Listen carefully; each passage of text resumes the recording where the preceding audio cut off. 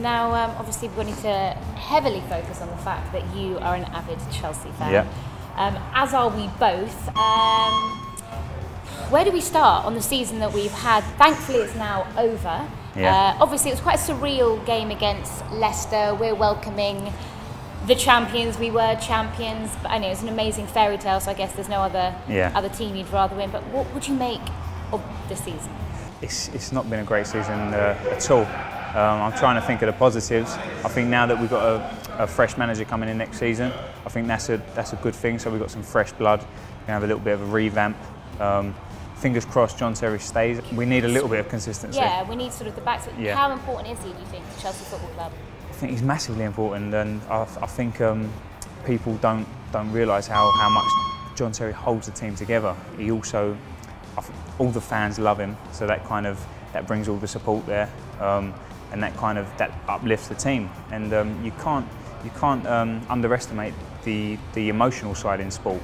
If you're happy and you're confident, you're content as especially in a team game, then you're going to play better and you're going to train better, and that holds the team together. If there's a friction, then it's not great, and I don't think the fans always see that outside of the team. Did you play football when you were younger? Didn't you sort of start at 14 I and tried. then took over? I tried football. My brother was the footballer. He played alongside Harry Kane, and he was at Luton for a few years. He had trials with Arsenal and Chelsea, so he's a very good footballer. And he's still good now. He was messing about at the weekend, and he puts the ball through my legs and humiliates me with nutmegs. Well, he was close to getting a body shot, but yeah. So I love football, and it was a great game, but I was never that good at it. So I went into boxing, and yeah, I'm more of an individual player. You mentioned Harry Kane. I have to say, we've seen that you were sparring with Harry Kane. Yeah. And quite interestingly, you sparred with him after the Chelsea Spurs game, where we did a great job of killing their title party. So how was that little session? Well, I don't know whether he had added power because of that. There was a bit of pent-up aggression, but yeah, Harry's he played alongside my brother, so we know him from there. And his strength and conditioner is my strength and conditioner, a guy called Anthony Charlton, who took him from youth player right up to the top, and really got him in tip-top shape. And now he's recommended the boxing training, and Harry's all for keep improving, keep learning. So he's adding another dimension to his game by doing a bit of boxing, becoming a little bit stronger, having that change of gears, upper body as well as lower body. So I think it's great for him, and he can punch. I think if he went into boxing when he was younger, he'd certainly be a talent. Is there much similarities? I mean, with a footballer's training regime and a boxer's, obviously with a boxer it's far more intense for sort of shorter periods of time, whereas obviously a footballer's covers the span. But I guess you can kind of pick up from I think, boxing certainly it'll lean towards a striker because it's more burst. Explosive. So it's the boxing is interval training. If you think of within the 3-minute round, you'll probably have maybe 5 or 6 bursts where you put combinations together and then you go back. And it's the same with strikers. They're cruising around, they're relaxed, and then all of a sudden the ball comes in. They've got to be sharp on their toes and away, and put those sprints in. So I think boxing really lends itself well to football, especially strikers. And I know that Harry Kane's seeing the benefits. Yeah, he hasn't done bad this season. Yeah, and hopefully for England. Yeah, going ahead, obviously Euros. Looks quite a young, positive squad. Yep. Do you think? How do you think England can do in the Euros? Whether that squad gels straight away will decipher whether we go on and have success. There's some great teams in the Euros. I mean, you got to look at Spain as probably being the favourites. Italy are always dangerous. But yeah, if England can gel and carry on like some of the players have been playing this season, then we've got a great chance. Going back to Chelsea next season, obviously as we've already mentioned, the new manager coming in, hopefully potentially a few new signings. We obviously need to strengthen in certain positions. Do you think we can get out of this slump? Do you think this is a bit of a one-off blip? We're back in, not having Champions League football. Yeah, that's the killer. Big, whether it will take a season to to get underway. Hopefully we can finish within top 3 or 4 next season. That'd be great. I think we'd be very pleased with that, and then go on from there, get into international football again. And I guess possibly the dream for you is that world title belt, circling around Stamford Bridge, parading it to the Chelsea fans. Without a doubt.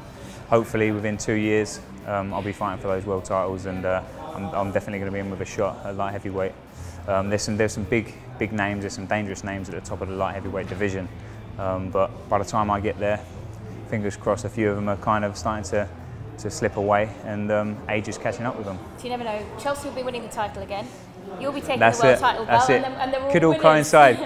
coincide, and it'd be perfect timing.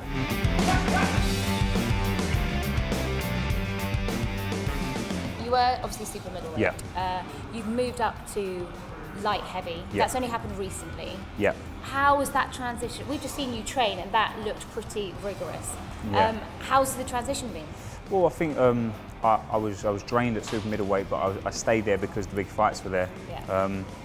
I was contemplating moving to light heavy after the Lee Markham fight, and then I was torn between fighting for a rematch with him because it was a great fight and I wanted to justify myself as the better fighter. But all of a sudden the world title shot came through. A well-known super middleweight pulled out of that fight, and I decided to step in and take my chances. Opportunity obviously couldn't turn of a down. lifetime, yes, and I wouldn't change it. The experiences I got, the build-up and the protocols I put in place have stood me in great stead. But having said that, after the world title fight, I was drained. I did 2 back-to-back camps because of the pull-out, so I'd really pushed myself. And after my body had time to recover and grow, I got on the scales and I was 14.5 stone. I knew super middleweight was gone. Well, just obviously so the viewers know, that was in September. You fought Chudinov. Yep. Very brave performance. You went 12 rounds. Yep.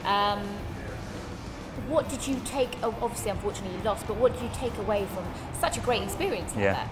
Well, try and hit him 5 seconds before the bell. That would have been that would have been a start. But no, I knew the preparation-wise, my fitness and my strength and my stamina was fantastic. But just experience-wise, some of the things he did, his distances, his timing was fantastic. So they're the things that I've come away and I've worked on, and tightened my defence once again, and really gone up a level. Talking of changes, you used to train with the Collins brothers over in Ireland. You're now back here in London, training with Don Charles. Good to be back home.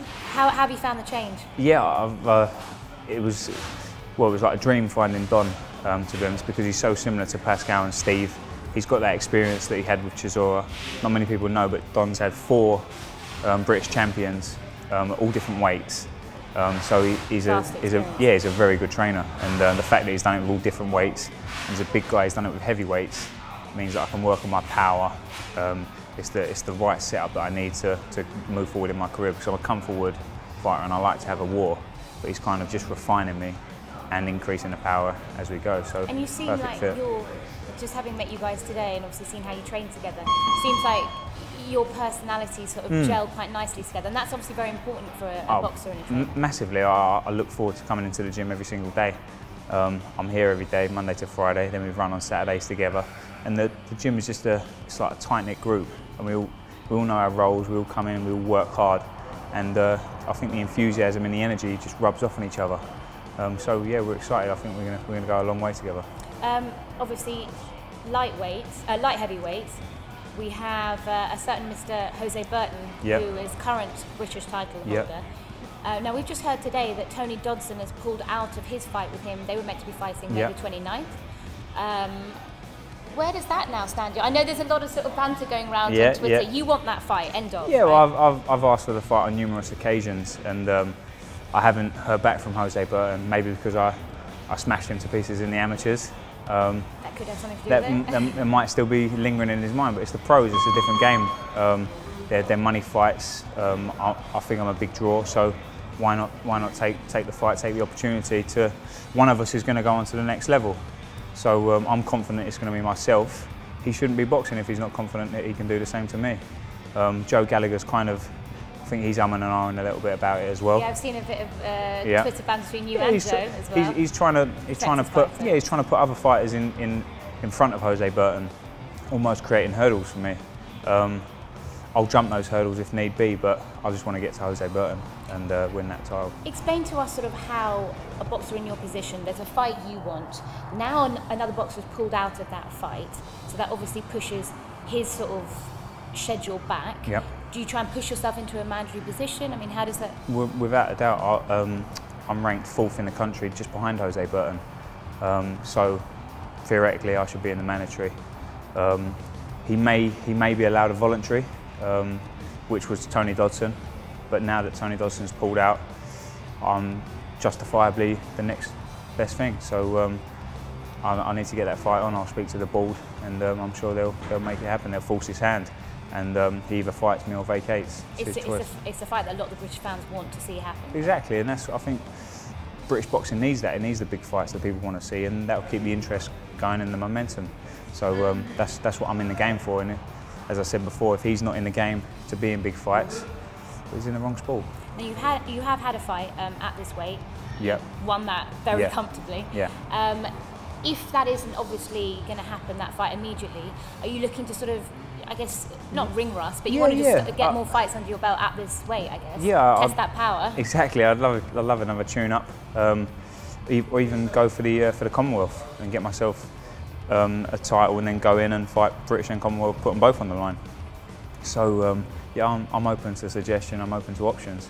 I just want to get in there and hurt someone. Have you had any sparring partners like in your eye line at this weight? Yeah, hopefully Nathan Cleverley's going to come down and we're going to do a bit together.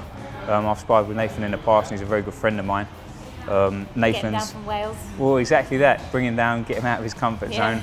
I'm sure he'd like that. But Nathan, he's at world level. He's a level above me. And I'm really pleased for Nathan, and I think he can go on and do good things. As I say, I'm that level below, and I want to clear up domestically and then step up to that world level, so we can work together and we can get some great experience of each other. I'm young, I'm hungry, and I'm going to be on him, and he's got the experience and the discipline to teach me a few things, so that'd be great. But listen, thank you so much for talking to us today and inviting us down to watch you train. No problems at all. Thanks very much for coming. Thank you. Thanks, Sophia. Thank you.